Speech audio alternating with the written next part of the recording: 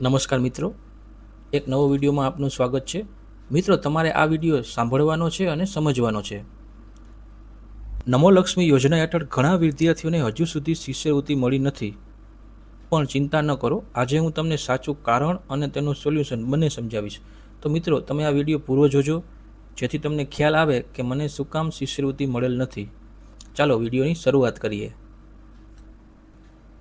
જો તમે નમો લક્ષ્મી યોજના માટે ફોર્મ ભર્યું છે અને હજી સુધી તમારા ખાતામાં શિષ્યવૃત્તિ આવી નથી, તો આ વિડીયો તમારા માટે ખૂબ જ મહત્વનો છે। હાલમાં ઘણા વિદ્યાર્થીઓ અને વાલીઓનો એક જ પ્રશ્ન છે, ફોર્મ ભર્યું છે છતાં શિષ્યવૃત્તિ કેમ નથી આવી? તો આજે આ વિડીયોમાં હું તમને સંપૂર્ણ માહિતી આપવાનો છું।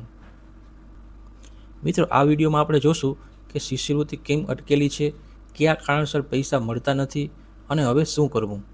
માટે વિડીયો છેલ્લે સુધી જરૂર જુઓ, કારણ કે અંતમાં હું તમને એક નવી મહત્વની અપડેટ આપવાનો છું। મિત્રો, સૌથી પહેલાં આપણે નમો લક્ષ્મી યોજના વિશેની માહિતી મેળવીએ। તો મિત્રો, ગુજરાત સરકાર દ્વારા શરૂ કરાયેલ નમો લક્ષ્મી યોજનાનો મુખ્ય ઉદ્દેશ્ય વિદ્યાર્થીનીઓ શિક્ષણ માટે પ્રોત્સાહન આપવાનો છે। આ યોજના હેઠળ વિદ્યાર્થીઓને શિષ્યવૃત્તિ આપવામાં આવે છે અને આ શિષ્યવૃત્તિ ડીબીટી ડાયરેક્ટ બેનિફિટ ટ્રાન્સફર દ્વારા સીધા જ બેંક ખાતામાં ટ્રાન્સફર કરવામાં આવે છે। એટલે કે સરકાર સીધા જ પૈસા બેંક ખાતામાં ટ્રાન્સફર કરે છે। પરંતુ હાલમાં ઘણા વિદ્યાર્થીઓને હજી સુધી શિષ્યવૃત્તિ મળેલ નથી। તો હવે આપણે સમજીએ કે કયા કારણસર શિષ્યવૃત્તિ અટકતી હોય છે। ઘણા વિદ્યાર્થીઓને એવું લાગે છે કે શિષ્યવૃત્તિ વિદ્યાર્થીના ખાતામાં આવે છે, પણ નમો લક્ષ્મી યોજના હેઠળ શિષ્યવૃત્તિ વિદ્યાર્થીનીના માતાના બેંક ખાતામાં ટ્રાન્સફર કરવામાં આવે છે। એટલે જો કોઈ સમસ્યા હોય તો સામાન્ય રીતે માતાના બેંક ખાતામાં હોય છે। તેથી સૌથી પહેલાં માતાનું બેંક ખાતું સાચું હોવું જોઈએ, માતાના બેંક ખાતા સાથે આધાર કાર્ડ લિંક હોવું જોઈએ અને માતાના ખાતામાં ડીબીટી સક્રિય હોવું જોઈએ। જો આમાં કોઈ સમસ્યા હશે તો શિષ્યવૃત્તિ ટ્રાન્સફર થવામાં મુશ્કેલી આવી શકે છે। હવે મિત્રો, પહેલું કારણ એ હોઈ શકે કે આધાર કાર્ડ બેંક સાથે લિંક નથી। ઘણા કિસ્સામાં માતાના બેંક ખાતા સાથે આધાર કાર્ડ લિંક નથી। ડીબીટી દ્વારા પેમેન્ટ માટે આધાર લિંક હોવું ખૂબ જ જરૂરી છે। જો આધાર કાર્ડ લિંક ન હોય તો સરકાર દ્વારા મોકલેલ રકમ ખાતામાં જમા થઈ શકતી નથી। તો સૌથી પહેલાં તો તમે તમારા માતાનું એકાઉન્ટ છે તેમાં આધાર કાર્ડ લિંક છે કે નહીં તે ચેક કરવું। જો આધાર કાર્ડ લિંક ન હોય તો તમારે નજીકની બેંકમાં જઈ માતાના ખાતા સાથે આધાર લિંક છે કે નહીં તે ચેક કરવું। જો લિંક ન હોય તો તરત જ લિંક કરાવવો। બીજું કારણ છે કે આધાર નંબર ખોટો દાખલ થવો। જ્યારે આપણે ફોર્મ ભર્યું હોય ત્યારે આધાર નંબર ખોટો દાખલ કરેલ હોય તો તે કારણથી પણ પેમેન્ટ સફળતાપૂર્વક ટ્રાન્સફર થઈ શકતું નથી। માટે વિદ્યાર્થીનીએ પોતાની શાળામાં જઈ આધાર નંબર સાચો દાખલ થયો છે કે નહીં તે ચેક કરવું જોઈએ। કારણ નંબર 3, બેંક ખાતું ડીબીટી માટે સક્રિય નથી। ઘણા કિસ્સામાં માતાનું બેંક ખાતું ડીબીટી માટે સક્રિય નથી। જો ડીબીટી સક્રિય ન હોય તો સરકાર દ્વારા મોકલેલ પૈસા ખાતામાં જમા થતા નથી। તો તેની માટે શું કરવું?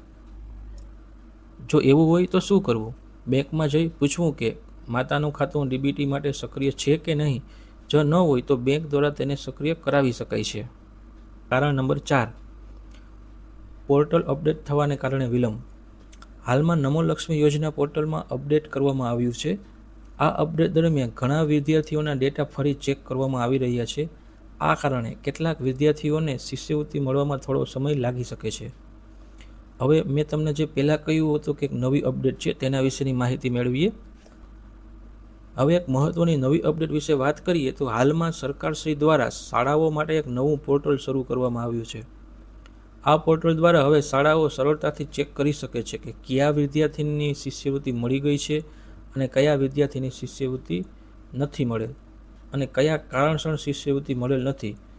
જ્યારે શાળા આ પોર્ટલમાં માહિતી ચેક કરશે ત્યારે વિદ્યાર્થીના નામ સામે કારણ દેખાશે, જેમ કે આધાર લિંક નથી, આધાર નંબર ખોટો છે, બેંક ખાતામાં સમસ્યા છે, ડીબીટી સક્રિય નથી। આ માહિતી મળ્યા પછી શાળા દ્વારા વિદ્યાર્થીઓ અને વાલીઓને જાણ કરવામાં આવશે। તો હવે વિદ્યાર્થીઓએ શું કરવાનું રહેશે? જો તમને હજુ સુધી શિષ્યવૃત્તિ મળેલ નથી તો ગભરાવાની જરૂર નથી।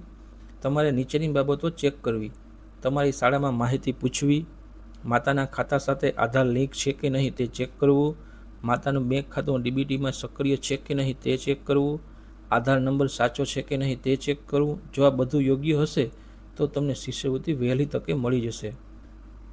મિત્રો, નમો લક્ષ્મી યોજના વિદ્યાર્થીઓ માટે ખૂબ જ લાભદાયક છે. જો તમને હજુ સુધી શિષ્યવૃત્તિ મળેલ નથી તો ઉપર જણાવેલ બાબતો જરૂર ચેક કરો. ઘણા વિદ્યાર્થીઓના આ કારણો સુધાર્યા પછી શિષ્યવૃત્તિ મળી જાય છે. જો તમને આ માહિતી ઉપયોગી લાગી હોય તો વિડીયોને લાઈક કરો અને આવી જ શિક્ષણ સંબંધિત માહિતી માટે અમારી ચેનલને સબસ્ક્રાઈબ જરૂર કરજો. અને જો તમને નમો લક્ષ્મી યોજના વિશે કોઈ પ્રશ્ન હોય તો કમેન્ટમાં જરૂર કરજો. આભાર મિત્રો.